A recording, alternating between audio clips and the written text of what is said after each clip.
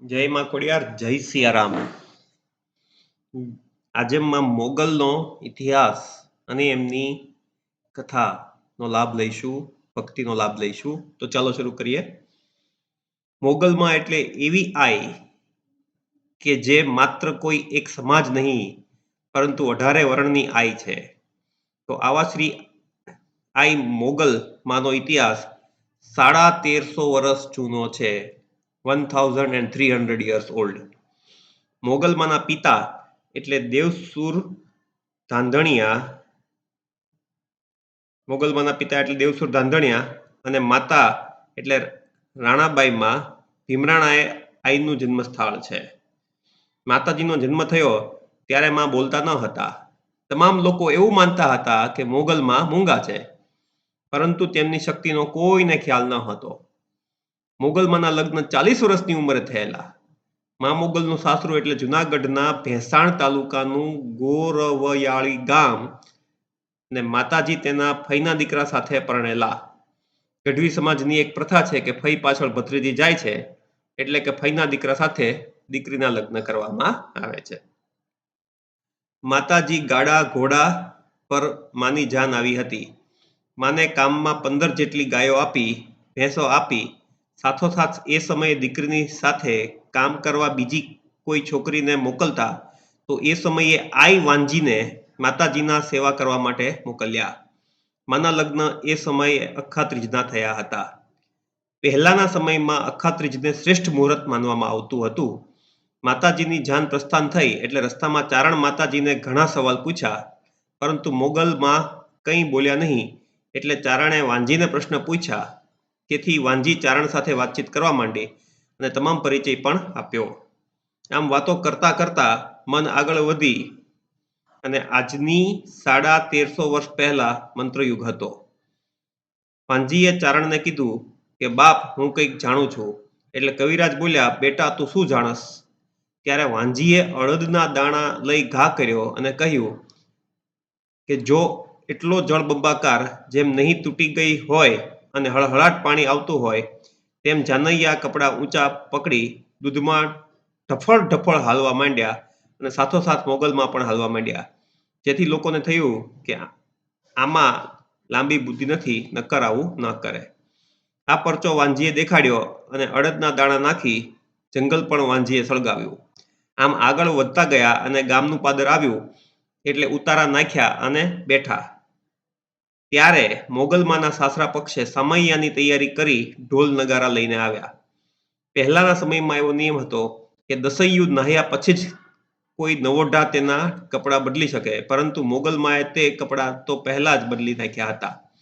ઉપરાંત ચારણને મનમાં એક વિચાર આવ્યો કે તેમણે વાંજીને કોઈ પણ પ્રકારની શાબાશી ન આપી, એટલે વાંજીની બાજુમાં જઈ કવિરાજ બોલ્યા કે શાબાશ વાંજી, તું તો કામની બાઈ લાગસ.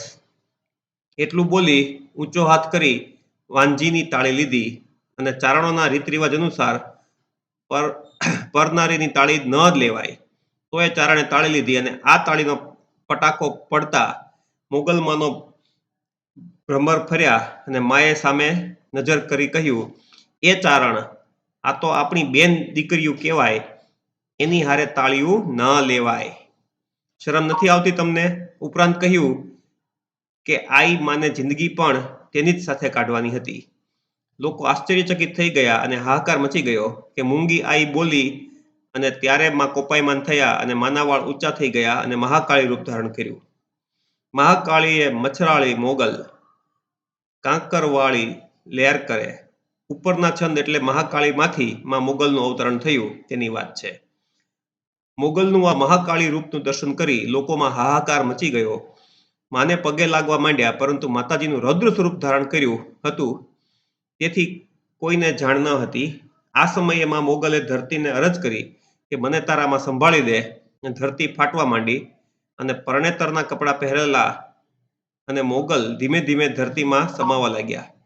વાંજીના મનમાં સંકોચ થવા લાગ્યો કે એક તાળીના કારણે માએ રૌદ્ર સ્વરૂપ ધારણ કર્યું.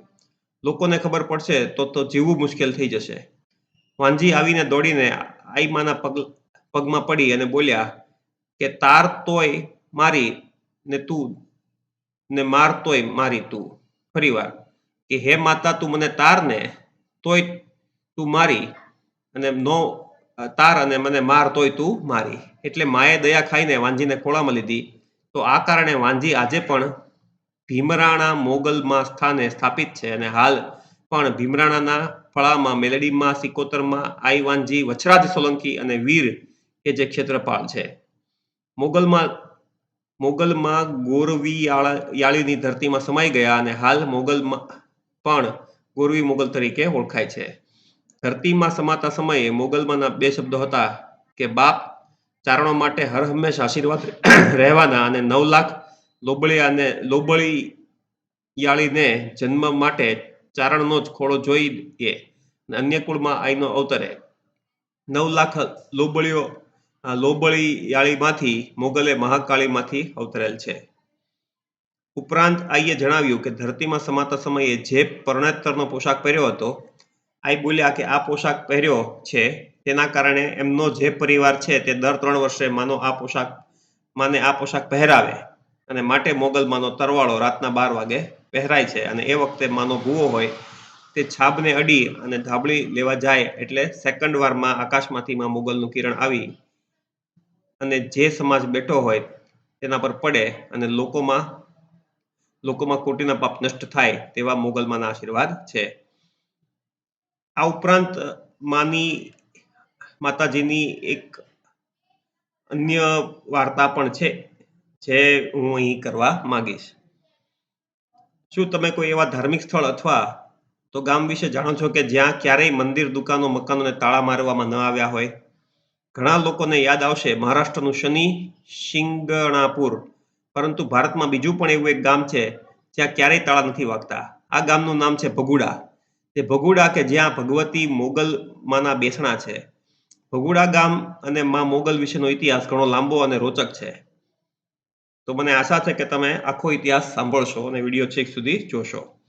ભગુડા ગામ અને માં મોગલ વિશેનો ઇતિહાસ લાંબો અને રોચક છે. એક સામાન્ય લોકદેવીમાંથી આજે વિશ્વભરમાં પૂજાતા થયેલા દેવી વિશે જાણવું ખૂબ જરૂરી છે. લોક સંસ્કૃતિમાં આગવું સ્થાન ધરાવે છે ભગુડા ધામ. ભગુડા ધામ અને મોગલ માતા વિશે જાણ્યા પહેલા એ સમજવું જરૂરી છે કે લોક સંસ્કૃતિ શું છે અને તેમાંય દેવી આસ્થાઓ કયા પ્રકારની છે. આપણે સૌ જાણીએ છીએ કે ભારતીય સંસ્કૃતિ ભાતીગળ સંસ્કૃતિ છે. આ સંસ્કૃતિને ઉન્નત બનાવવા માટે ભારતની ઘણી લોક સંસ્કૃતિઓનું મહત્વનું યોગદાન છે, જેમાં ગુજરાતની પણ 2 મુખ્ય લોક સંસ્કૃતિઓએ મહત્વની ભૂમિકા ભજવી છે. ગુજરાતમાં 2 મુખ્ય લોક સંસ્કૃતિઓ અસ્તિત્વમાં છે, એક આદિવાસી સંસ્કૃતિ અને એક કાઠિયાવાડી સંસ્કૃતિ. સાથે એ જાણવું પણ જરૂરી છે કે કોઈ પણ લોક સંસ્કૃતિમાં કુળદેવતા, સ્થાન દેવતા, લોકદેવી, લોકદેવતા અને ગ્રામ દેવતાનું ખૂબ જ મહત્વ હોય છે, જે સનાતન વૈદિક પરંપરાનો જ એક ભાગ છે. વૈદિક પરંપરા અનુસાર દેવતાઓની ઘણી શ્રેણી હોય છે, જે અનુક્રમે આ રીતે જોવા મળે છે: કુળ દેવતા, ગ્રામ દેવતા, સ્થાન દેવતા, લોક દેવતા અને ઈષ્ટ દેવતા. આ બધા દેવતાઓ ઈશ્વરના અલગ અલગ સ્વરૂપનું શક્તિ પૂજન છે, જેને જે તે સમાજની લોક સંસ્કૃતિમાં પૂજવામાં આવે છે. મોગલ માતા પણ કાઠિયાવાડી સંસ્કૃતિમાં લોકદેવી તરીકે પૂજાય છે. લોકોની ગાઢ આસ્થામાં મોગલ સાથે જોડાયેલી છે. 18 વર્ણમાં મોગલની ઉપાસના કરે છે અને માં મોગલ સૌની મનોકામના પૂર્ણ કરે છે. ભગુડા ધામ કાઠિયાવાડી લોક સંસ્કૃતિમાં મહત્વનું સ્થાન ધરાવે છે. લોકો ભગુડા ગામને પવિત્ર ગણે છે અને મોગલમાંના આજે પણ ત્યાં જીવંત રૂપે હાજર છે તેવો ગાઢ વિશ્વાસ ધરાવે છે. ભગુડા ગામ ભાવનગર જિલ્લાના મહુવા તાલુકામાં આવેલું છે અને તળાજા તાલુકાથી લગભગ 16 કિલોમીટરના અંતરે આવેલું છે.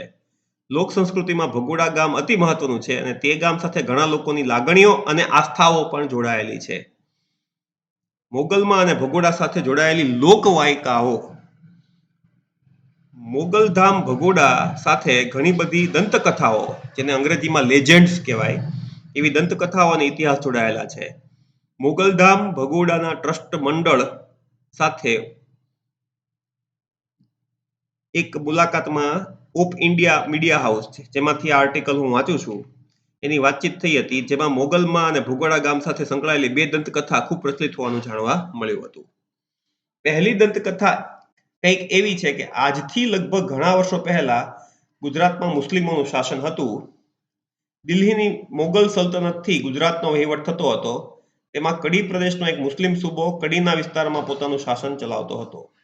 તે સૂબો એક દિવસ ફરતો ફરતો સૌરાષ્ટ્ર વિસ્તારમાં આવી ચડે છે અને સૌરાષ્ટ્રના લીલા ખેતરોમાંથી તે પસાર થઈ રહ્યો હતો ત્યારે તેની નજર એક યુવાન રાજપૂત કન્યા પર પડે છે, જે તેના પિતા માટે ખેતરે ભાથું લઈને જઈ રહી હતી.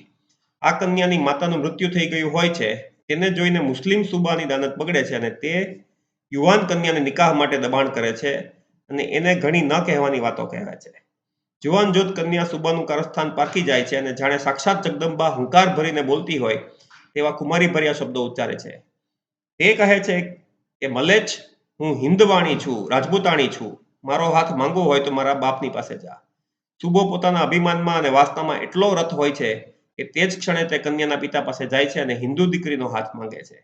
કન્યાના પિતા પણ તે પ્રસ્તાવને સખત શબ્દોમાં નકારી કાઢે છે અને કહે છે કે અમે હિન્દુ છીએ અને વળી રાજપૂત છીએ, અમારી કન્યા વીર સાથે જ પરણે.